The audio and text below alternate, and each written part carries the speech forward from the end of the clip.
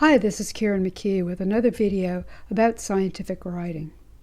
Everyone enjoys reading a good story, especially one with a satisfying ending.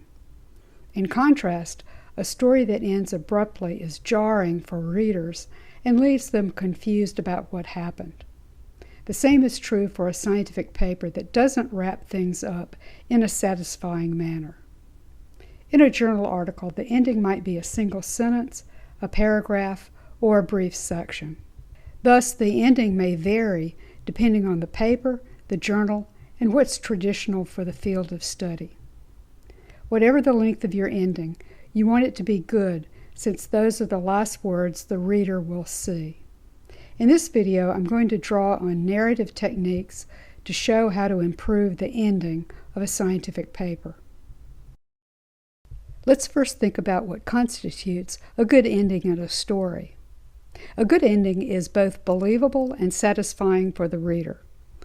Believability determines if readers will accept your conclusions. Satisfaction is promoted by fulfilling the reader's expectations. In a scientific paper, believability depends in part on how thoroughly you've interpreted your data and compared your findings to other work in the discussion.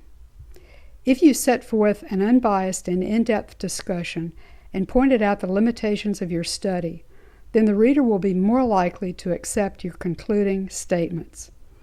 In other words, you shouldn't just boldly state your ending without first preparing the reader to accept your words. The second aspect to consider is satisfaction. To satisfy the reader of a scientific paper, the ending must answer the question, "So what?" Basically, you want to address the questions that the reader will have as they reach the end of your paper.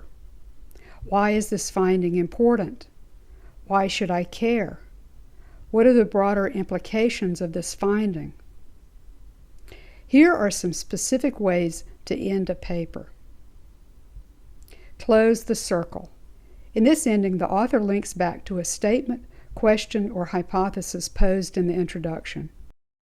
For example, in this study, I tested the hypothesis that the amount of crab predation on mangrove propagules was inversely related to tree species dominance across the forest. My data did not fully support this hypothesis, however. In the end, I concluded that predation could not by itself explain spatial distribution of tree species and that other factors were involved. Problem and solution. A problem posed in the introduction is revisited in this ending by describing possible solutions or applications suggested by the study.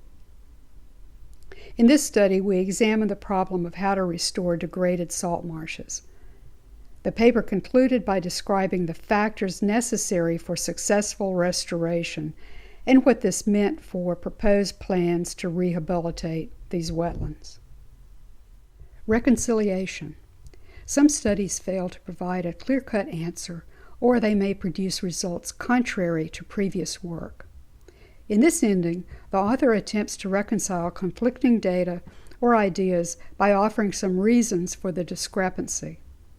For example, in this paper, our findings indicated no vegetation effects on sediment accretion in a subtropical wetland plant community, contrary to other work.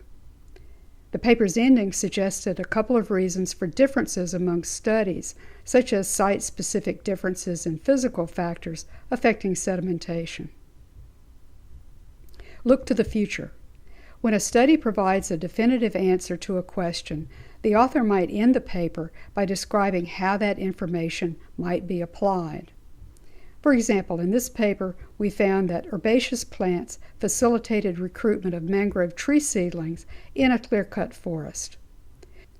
We ended the paper by talking about how this information might be used to enhance restoration of forests damaged or destroyed by hurricanes or human activities.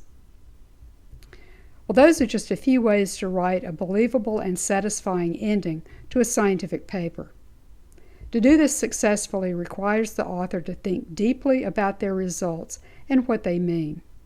But doing so leads to a paper that is not only enjoyable to read, but that is also thoughtful. As always, you should take a look at papers in your target journal and see how the authors crafted their endings. For more about the mechanics of writing the conclusions for a scientific paper, see the recommended video. Thanks for watching, and don't forget to like my video if you found it helpful.